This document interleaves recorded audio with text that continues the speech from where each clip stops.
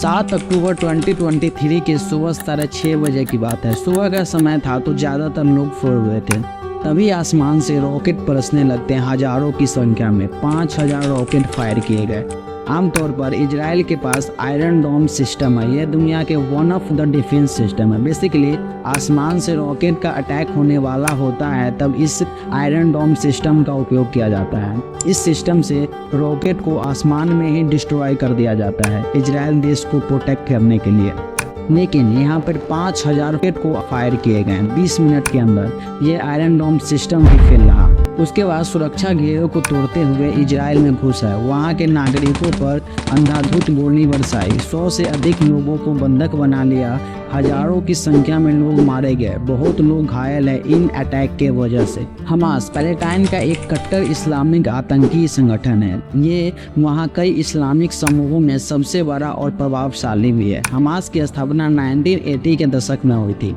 1990 के दशक में हमास ने एक हथियारबंद आतंकी संगठन का शक्ल अख्तियार किया और आज की तारीख में वह पैलेस्टाइन का सबसे ताकतवर राजनीतिक इकाई भी बना हुआ है। 1990 के दशक के आरंभ में ओस्लो एकॉर्ड से वेस्ट बैंक एवं गाजा के कुछ क्षेत्रों से इजराइल की आंशिक वापसी देखने को मिली। इसके दौरान हमास ने इजराइल नागरिकों के विरुद्ध आत्मघाती बमबारी और रॉकेट हमले तेज कर दिए गए। देखिए, हमास और इजराइल दोनों के बीच बार बार अटैक होती रहती है। जैसे हमास ने इजराइल शहरों पर रॉकेट फायर किए जबकि इजराइल ने गाजा पर हवाई हमले किए। इस अटैक में 250 से ज़्यादा हमास के लोग मारे गए और 12 इजराइल के लोग मारे गए। अमेरिका और अन्य अंतर्राष्ट्रीय समर्थन के वजह से इस अटैक को बंद करवाया गया। 7 अक्टूबर को हमास ने अचानक इजराइल पर हमला कर दिया। हमास द्वारा इजराइल क्षेत्रों पर हमले हजारों रॉकेट फायर किए गए और हमास के लोगों ने इजराइल के सीमा को तोड़ के अंदर घुसे और लोगों पर गोली चलाने लगे।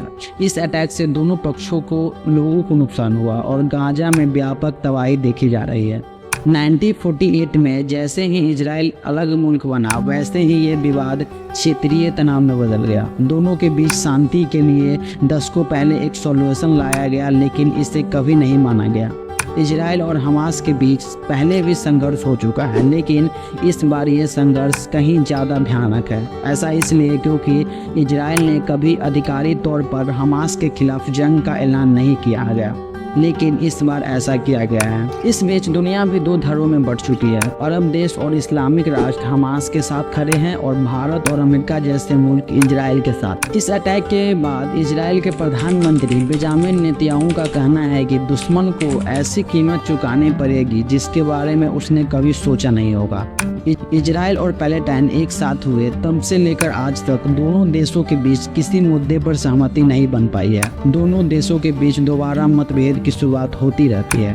2000 से 2005 तक चले वॉर में 3200 पैलेस्टाइनियों को अपनी जान गंवानी पड़ी। प्रधानमंत्री नरेंद्र मोदी ने ट्वीट कर इजराइल के साथ भारत की एकजुटता जताई। हालांकि उनके संघर्षों का इतिहास और हिंसा पैमाना बहुत अलग रहा है लेकिन भारत ने भी इतनी बार आतंकी हमलों का सामना किया है। वह इजराइल का दर्द महसूस कर सकता है और भारत की दूसरी सबसे बड़ी चिंता अपने नागरिकों की सलामती है क्योंकि भारत के 18,000 लोग काम करने या पढ़ाई करने के लिए इजराइल में रहते हैं। Thank you.